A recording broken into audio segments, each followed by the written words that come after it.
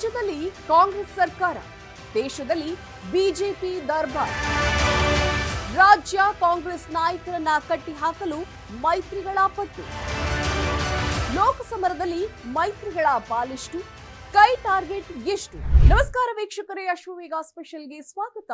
ನಾನು ಪಲ್ಲವಿ ಭಟ್. ಲೋಕಕದನಕ್ಕೆ time and date fix ಆಗಿದೆ. ಇಡೀ ದೇಶವೇ ಕಾದು ಕುಳಿತಿದ್ದ ಲೋಕಸಭಾ ಚುನಾವಣೆಗೆ ದಿನಾಂಕ ಘೋಷಣೆಯಾಗಿದೆ. ಏಪ್ರಿಲ್ 19ರಿಂದ ದೇಶದಲ್ಲಿ ಮತದಾನ ಆರಂಭವಾಗಲಿದೆ. ಜೂನ್ 4ರಂದು ಲೋಕಸಭಾ ಚುನಾವಣೆಯ ಫಲಿತಾಂಶ ಹೊರಬೀಳಲಿದೆ. ಹಾಗೆಯೇ ಏಪ್ರಿಲ್ 26, ಮೇ 7ರಂದು ಕರ್ನಾಟಕದ ಚುನಾವಣೆಗೆ ಮುಹೂರ್ತ ಫಿಕ್ಸ್ ಆಗಿದೆ.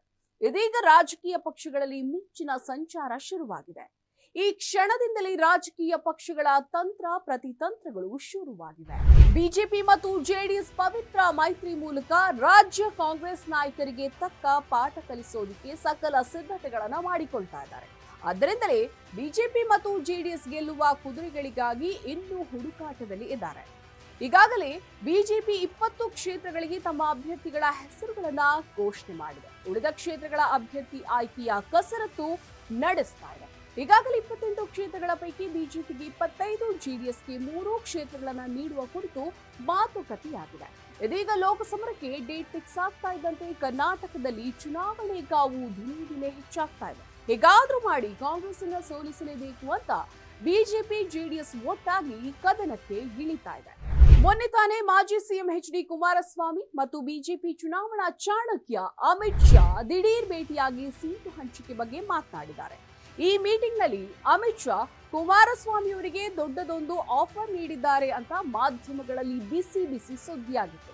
3 ಕ್ಷೇತ್ರಗಳ ಜೊತೆಗೆ ಮತ್ತೊಂದು ಕ್ಷೇತ್ರ ಬಿಟ್ಟುಕೊಡುವ ಆಫರ್ ಅನ್ನ ಕೊಟ್ಟಿದ್ದಾರೆ. ಅದು ಚಿಕ್ಕಬಳ್ಳಾಪುರ ಕ್ಷೇತ್ರ ಜೆಡಿಎಸ್ಗೆ ಬಿಟ್ಟುಕೊಡುವ ಬಗ್ಗೆ ಚರ್ಚೆ ನಡೆದಿದೆ ಅಂತ ಹೇಳಲಾಗ್ತಾ ಇತ್ತು. ಆದ್ರೆ ಇನ್ನು ಇದರ ಬಗ್ಗೆ ರಾಜ್ಯ ನಾಯಕರು ಗುಟ್ಟು ಬಿಟ್ಟು ಕೊಡ್ತಾ ಇಲ್ಲ. ಇದರ ಜೊತೆಗೆ ಬಿಜೆಪಿ ನಾಯಕರ ಪ್ರಚಾರ ಜೋರಾಗಿ ನಡೀತಾ ಇದೆ. ಖುದ್ದು ಪ್ರಧಾನಿ ನರೇಂದ್ರ ಮೋದಿ ಅವರೇ ರಾಜ್ಯಕ್ಕೆ ಬಂದು ಚುನಾವಣಾ ರಣಕಹಳೆಯನ್ನ ಮೊಳಗಿಸಿದ್ದಾರೆ. ಕರ್ನಾಟಕದಲ್ಲಿ ಬಿಜೆಪಿ ಎಲ್ಲಾ 28 ಕ್ಷೇತ್ರಗಳಲ್ಲಿ ಗೆಲ್ಲುತ್ತೇವೆ ಎಂಬ ವಿಶ್ವಾಸದಲ್ಲಿದೆ. ಬಿಎಸ್ ಯಡಿಯೂರಪ್ಪ ರಾಜ್ಯಾಧ್ಯಕ್ಷರಾಗಿದ್ದಾಗ 26 ಕ್ಷೇತ್ರದಲ್ಲಿ ಗೆದ್ದಿದ್ವಿ. ಈಗ ಅದಕ್ಕಿಂತ ಹೆಚ್ಚು ಸ್ಥಾನ ಗೆಲ್ಲುವ ಸವಾಲು ನಮಗಿದೆ. ಬಿಜೆಪಿ ರಾಜ್ಯಾಧ್ಯಕ್ಷ ವಿಜೇಂದ್ರ ಹೇಳ್ತಾ ಇದ್ದಾರೆ. ಭ್ರಷ್ಟ ಕಾಂಗ್ರೆಸ್ ಸರ್ಕಾರ ಆಡಳಿತದಿಂದ ಜನ ಬೇಸತ್ತಿದ್ದಾರೆ. ಕಾಂಗ್ರೆಸ್ನವರು ಜಾತಿ ವಿರುದ್ಧ ಎತ್ತಿ ಕಟ್ಟುವ ಹುನ್ನಾರದಿಂದ ಗೆಲ್ಲುವ ಭ್ರಮೆಯಲ್ಲಿದ್ದಾರೆ. ಜನ ಇದಕ್ಕೆಲ್ಲ ತಕ್ಕ ಉತ್ತರವನ್ನ ಕೊಡಲಿದ್ದಾರೆ ಅಂತ ಬಿವೈ ವಿಜಯೇಂದ್ರ ಹೇಳ್ತಾ ಇದ್ದಾರೆ. ಈಗ ಏನಿದ್ರೂ ತಮ್ಮ ಶಕ್ತಿ ಸಾಮರ್ಥ್ಯ ಬಲ ಪ್ರದರ್ಶನ ನೀಡಬೇಕಷ್ಟೇ.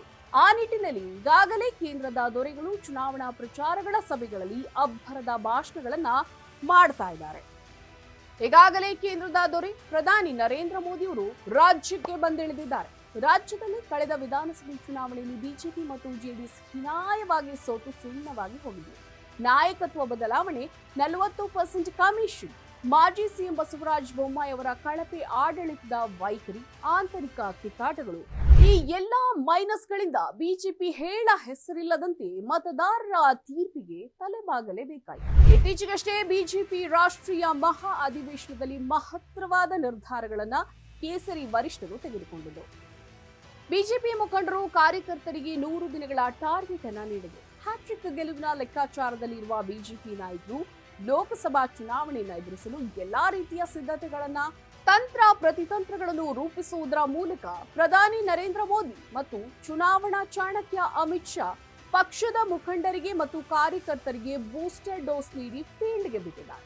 ಕಾಂಗ್ರೆಸ್ನ ಗ್ಯಾರಂಟಿಗಳ ಮುಂದೆ ಸೋತು ಸುಣ್ಣವಾಗಿದ್ದ ಬಿಜೆಪಿ ಮತ್ತು ಜೆಡಿಎಸ್ ಲೋಕಸಭೆ ಚುನಾವಣೆಗೆ ಪುಟಿದೇಳಲು ಪವಿತ್ರ ಮೈತ್ರಿಯನ್ನ ಮಾಡಿಕೊಂಡಿದ್ದಾರೆ.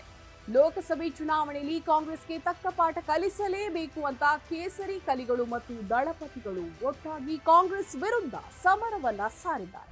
ಕಳೆದ ಚುನಾವಣೆಯಲ್ಲಿ ರಾಜ್ಯದಲ್ಲಿ ಬಿಜೆಪಿ 25 ಸ್ಥಾನಗಳಲ್ಲಿ ಜಯ ಗಳಿಸುವ ಮೂಲಕ ಕಾಂಗ್ರೆಸ್ಗೆ ತೀವ್ರ ಹಿನ್ನಡೆ ತಂದಿತ್ತು. ಆದ್ರೆ ಈ ಬಾರಿ ಕಾಂಗ್ರೆಸ್ ರಾಜ್ಯದಲ್ಲಿ ಅಧಿಕಾರದಲ್ಲಿದೆ. ಇದು ಸ್ವಲ್ಪ ಮಟ್ಟಿಗೆ ಕಾಂಗ್ರೆಸ್ಗೆ ಪ್ಲಸ್ ಪಾಯಿಂಟ್ ಆಗಬಹುದು. ಜೊತೆಗೆ ಕಾಂಗ್ರೆಸ್ನ 5 ಗ್ಯಾರಂಟಿಗಳ ಕಡೆ ಮತದಾರರು ಒಲವನ್ನ ತೋರಿಸಿದ್ದಾರೆ.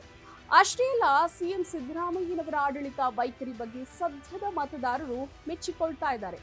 ಏನೇ ಆಗ್ಲಿ 20+ ಸ್ಥಾನಗಳಲ್ಲಿ ಜಯಗಳಿಸಬೇಕು ಅಂತ ಹೈಕಮಾಂಡ್ ನಾಯಕರು ರಾಜ್ಯದ ಕಾಂಗ್ರೆಸ್ ನಾಯಕರಿಗೆ ಟಾರ್ಗೆಟ್ ಅನ್ನ ಕೊಟ್ಟಿದ್ದಾರೆ. ಕಳೆದ ಲೋಕಸಭಾ ಚುನಾವಣೆಯಲ್ಲಿ ಕೇವಲ ಒಂದೇ ಒಂದು ಸೀಟಿಗೆ ಮಕಾಡೆ ಮಲಗಿದ್ದ ಕಾಂಗ್ರೆಸ್ ಈ ಬಾರಿ 20ಕ್ಕೂ ಹೆಚ್ಚು ಸೀಟ್ ಗೆಲ್ಲುವ ಹುಮ್ಮಸ್ಸಿನಲ್ಲಿದೆ. ಆದ್ದರಿಂದ ಗೆಲ್ಲುವಂತಹ ಅಭ್ಯರ್ಥಿಗಳಿಗಾಗಿ ಹಗಲು ರಾತ್ರಿ ಬೆವರನ್ನ ಸುರಿಸ್ತಾ ಇದೆ.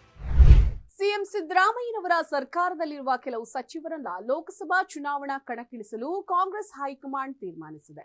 ಆದ್ರೆ ಒಬ್ಬರು ಅಥವಾ ಇಬ್ಬರು ಸಚಿವರನ್ನ ಹೊರತುಪಡಿಸಿ ಉಳಿದಂತೆ ಯಾವ ಸಚಿವರು ಕೂಡ ಲೋಕಸಭೆ ಚುನಾವಣೆಗೆ ಸ್ಪರ್ಧಿಸಲು ಮುಂದೆ ಬರ್ತಾ ಇಲ್ಲ. ಏನೇ ಆಗ್ಲಿ, ರಾಜಕಾರಣದಲ್ಲಿ ಯಾವ ಕ್ಷಣಕ್ಕೆ ಏನು ಬೇಕಾದ್ರೂ ಆಗಬಹುದು. ಕೆಲವು ನಿರ್ಣಯಗಳು ಕ್ಷಣಕ್ಕೂ ಬದಲಾವಣೆ ಆಗಬಹುದು. ಕೊನೆ ಕ್ಷಣದಲ್ಲಿ ಸಂಚಲನ ಬದಲಾವಣೆಗಳಾಗಬಹುದು. ಆದ್ರಿಂದ ಎಲ್ಲದಕ್ಕೂ ಕಾದ್ ನೋಡ್ಬೇಕು ಅಷ್ಟೇ. ಇದೇ ಈ ಹೊತ್ತಿನ ವಿಶೇಷ. ನೋಡ್ತಾ ಇರಿ ಅಶ್ವವೇಗ ಸ್ಪೆಷಲ್.